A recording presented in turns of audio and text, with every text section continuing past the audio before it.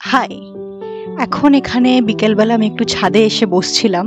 তো আমি রিসেন্টলি আজকে একটা ভিডিও দেখেছি যখন আমি ফেসবুক স্ক্রল করছিলাম। সেই সময় আমি একটা জিনিস দেখেছি যেটা আমি তোমাদের সাথে শেয়ার করতে চাই। আমি একটা ভিডিও দেখেছি যেখানে একটা টিপিক্যাল কোনো একটা ফ্যামিলি কিছু স্টেটে যেখানে গার্ল চাইল্ডদের আফটার বার্থ ইমিডিয়েটলি মেরে ফেলা হয়, সেই নিয়ে একটা ভিডিও হচ্ছিল একটা হসপিটালে। ভিডিওটা দেখো তোমরা। এখানে এটা দেখানো হচ্ছে যে যখন তারা বলল যে ইটস আ বেবি গার্ল, তো অ্যাজ ইউজুয়াল যখন ওরা বেবি গার্লটাকে নিয়ে একটা ফেশিয়াল এক্সপ্রেশন অন্যরকম দিল, বাইরে অনেক লোক তরোয়াল নিয়ে দাঁড়িয়ে আছে, তারা মেয়েটাকে নিয়ে বাইরে চলে গেল। তো যে লেডি ডক্টর প্রেগনেন্ট ছিল তিনি খুব ভয় পেয়ে গেছিলেন। তিনি অ্যাজ ইউজুয়াল জিজ্ঞেস করলেন, কোথায় যাচ্ছ তোমরা, কোথায় নিয়ে যাওয়া হচ্ছে বাচ্চাটাকে।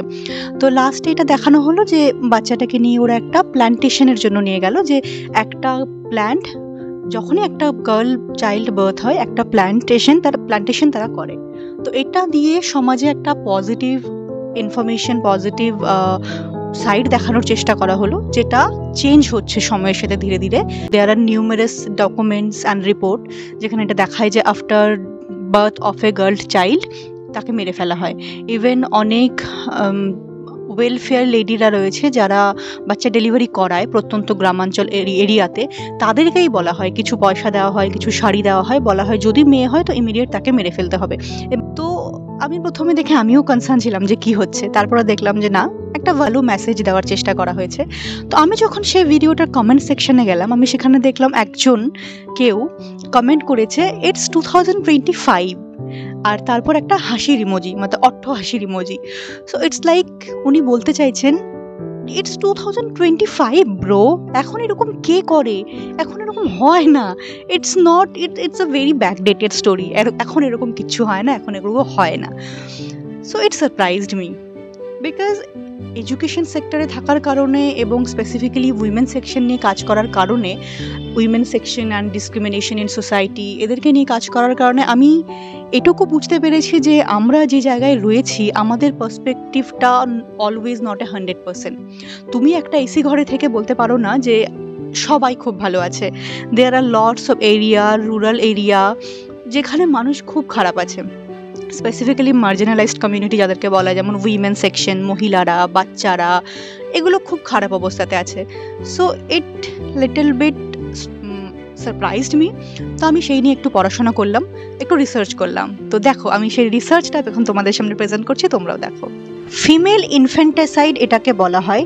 ফিমেল ইনফ্যান্টাসাইড মানে হলো intentional killing of baby girls due to the preference for male babies. এখানে বলা হয় India is the largest country যেখানে গার্ল বেবিজ কে মারা হয় এবং boys baby are more expected. Between 2013 to 2017 46,000 এত সংখ্যক গার্লস চাইল্ড ইন্ডিয়াতে মিসিং হয়েছে আফটার বার্থ। ইউনাইটেড নেশনস বলেছে যে এস্টিমেট করেছে যে 2000 unborn girls are illegally aborted every day in India. Can you C it? Every day in India, 2000 unborn girls are illegally aborted. Statistically reflect করা হয় যে community attitude with fewer hospital admission for girls than boys, showing that parents sometimes give less attention to girls' newborns. এবং এর hidden danger হিসেবে এটাও বলা হয়েছে, United nation Warne করেছে যদি এরকমই চলতে থাকে তাহলে খুব তাড়াতাড়ি ওয়াইফ শেয়ারিংয়ের মতো cases and child abuse, sexual ভায়োলেন্সের মতো কেসেস অনেক বেশি উইমেনকে ফেস করতে হতে পারে। কারণ এই যে ডিসিলেকশন হচ্ছে of female child in India, এটাতে তিনটে রিজন বলেছে: economic utility, socio cultural and religion. Economic utility বলতে বলা হয়েছে ছেলেরা are more likely than daughter to provide family labour, to provide or family business. তারপর বিয়ের পর মেয়েরা সম্পদ নিয়ে চলে যায়, কিন্তু ছেলেরা বিয়ের পর অন্য একটা বাড়ি থেকে সম্পদ নিয়ে আসে, অ্যাসেট কালেকশন হয়। সোশিও কালচারাল ফ্যাক্টরের ক্ষেত্রে বলা হয়েছে যেমন চায়না, ইন্ডিয়া, যেখানে পেট্রিয়ার্কাল সিস্টেম এখনও বজায় থাকে সেখানে মনে করা হয় একটা ছেলে একটা ফ্যামিলিতে হওয়া জরুরি, না হলে ফ্যামিলি স্ট্যাটাস আগে কে বাড়িয়ে নিয়ে যাবে, তাই জন্য ছেলে হওয়াটা খুব বেশি জরুরি। ফাইনাল ফ্যাক্টর যেটা রিলিজিয়ান ফ্যাক্টরের কথা বলা হয়েছে, সেখানে আমাদের হিন্দু ধর্মের মধ্যে বলা হয় যে ছেলেরাই কারোর মৃত্যুর পরে তাকে মুক্তি দেওয়ার জন্য মুখে আগুন দিতে পারবে, বা ছেলে যদি মুখে আগুন না দেয় তাহলে সেই ব্যক্তি মুক্তি পাবে না। এই কারণে সালভেশন পাওয়ার জন্য মানুষ মনে করে ছেলে তো থাকতেই হবে। তাই গ্রাম বাংলায় একটা প্রচলিত কথাও আছে, ছেলে নেই মানে তুমি তো মুক্তি পাবে না, তুমি তো বহু জন্মের পাপ করে এসছো। এগুলো আমাদের নিজের কানে শুনে আসা সব।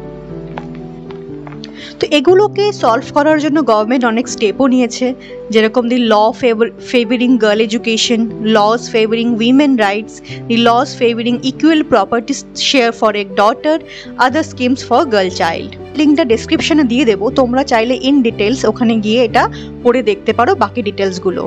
ইনফ্যান্টিসাইডের ওপর সোশ্যাল অ্যাফেয়ারের আন্ডারে দেওয়া আছে এই ইনফরমেশনগুলো।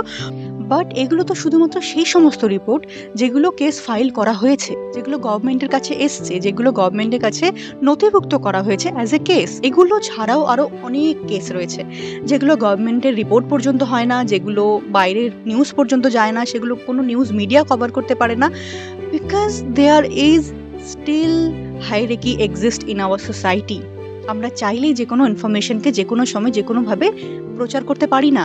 আমরা দেখতে পারি যে অনেক সময় অনেক ইনফরমেশন খুব তাড়াতাড়ি ভাইরাল হয়ে যাচ্ছে, কিছু ইনফরমেশন যেগুলো খুবই সেন্সিটিভ বাট ভাইরাল হচ্ছে না।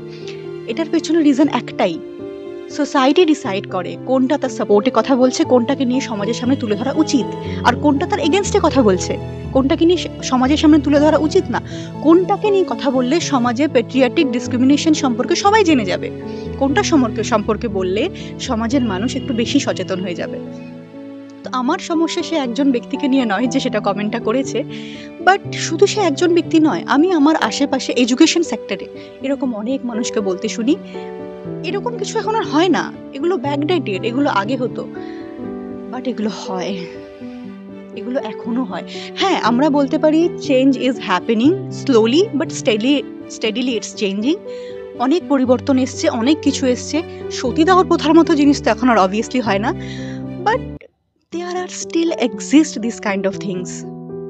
আর সব সময় সমাজে কাউকে না কাউকে সেই সমস্ত বিষয়গুলোকে নিয়ে আওয়াজ তুলতেই হবে। যদি প্রবলেমটা 1%ই এক্সিস্ট করে, it's not like 100% discrimination, 100% problems যেগুলো আমরা আগেকার দিনে ফেস করতাম 50-100 বছর আগে, বাট যদি 1%ও ফেস করে, স্টিল ইটস এ ক্রাইম। ওটার এগেনস্টে কাউকে না কাউকে তো কথা বলতেই হবে।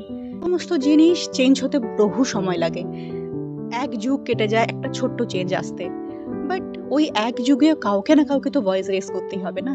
Please let raise our voice together for this kind of incident. আর যদি আমরা ভয়েস রেজ না করতে পারি, তাহলে অ্যাটলিস্ট এটুকু আমরা নিজেদের কাছে কথা দিই যে যারা ভয়েস রেজ করছে তাদেরকে আমি ডিমোটিভেটেড করবো না, বা তাদের জাজ করবো না, তাদের উপর আমি উল্টো পাল্টা কমেন্ট করবো না। পাশে থাকতে না পারো, অ্যাটলিস্ট পথে বাধা হয়ে দাঁড়িও না। And this things is very needed now it is in this society. এটাই আজকে শেয়ার করার ছিল। বাই।